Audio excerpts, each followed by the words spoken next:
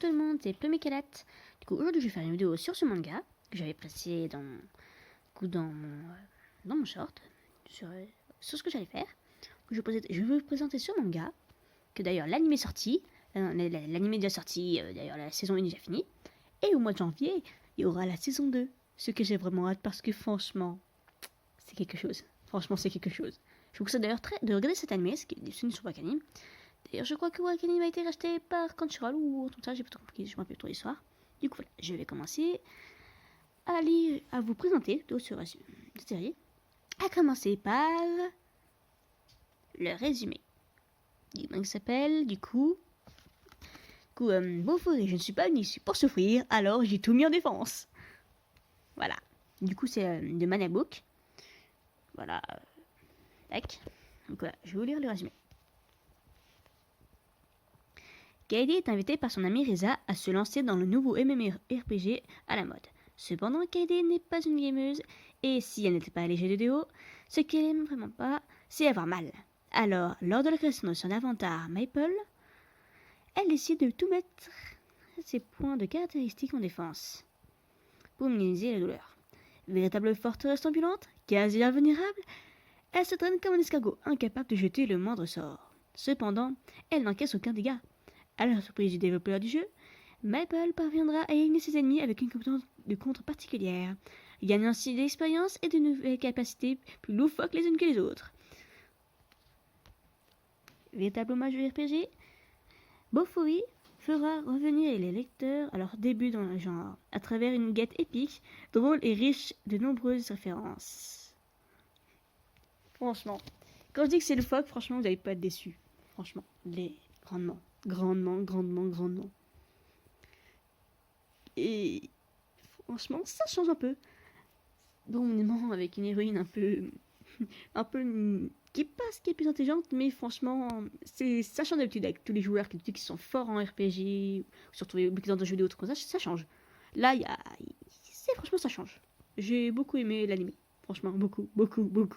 Donc, quand j'ai vu qu'il était disponible en France, et que je suis tombée pile poil sur le manga, le tome 1, parce que le tome 2 n'est pas encore sorti, je crois, je sais plus, faut que je me renseigne.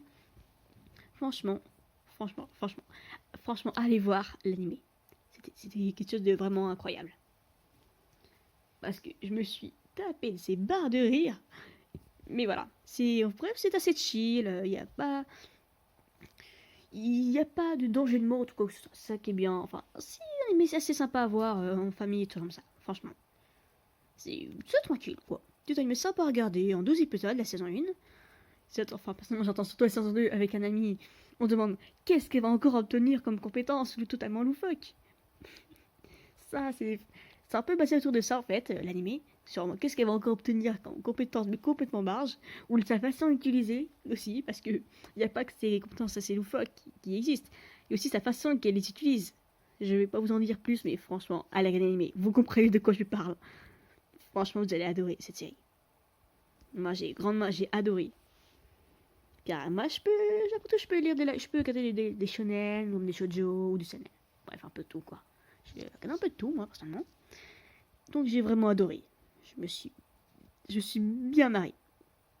Donc, si vous voulez un animé ou un manga, c'est tranquille, tout dans un coin sur les jeux vidéo, ou comme ça, avec une personnage un peu loufoque, qui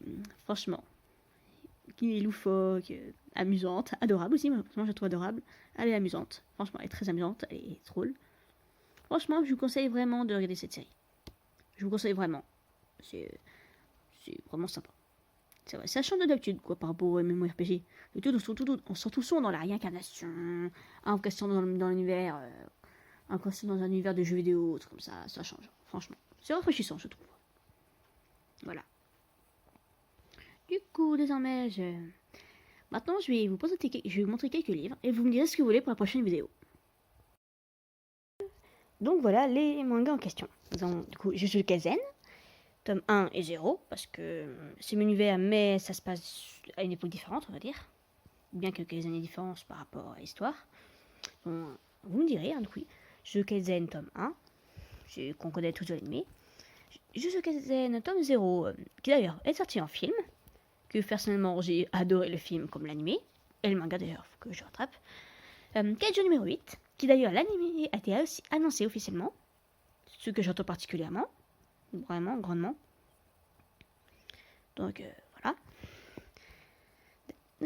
Du coup, le roi démon et moi et nos 10 enfants, c'est une petite histoire assez sympatoche. Enfin, moi personnellement, je trouve l'histoire est assez drôle et adorable.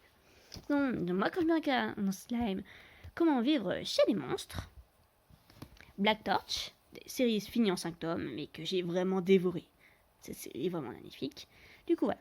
Vous me direz en commentaire quel tome, enfin, quelle série, qu'est-ce que vous voulez que je vous présente entre toutes ces séries que je vous ai montrées.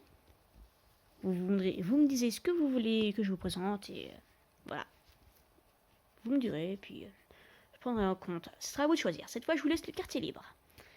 Quel tome voulez quel livre voulez que je vous présente?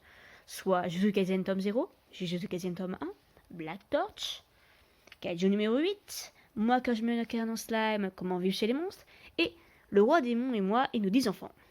Sur ce, au revoir et bonne journée tout le monde.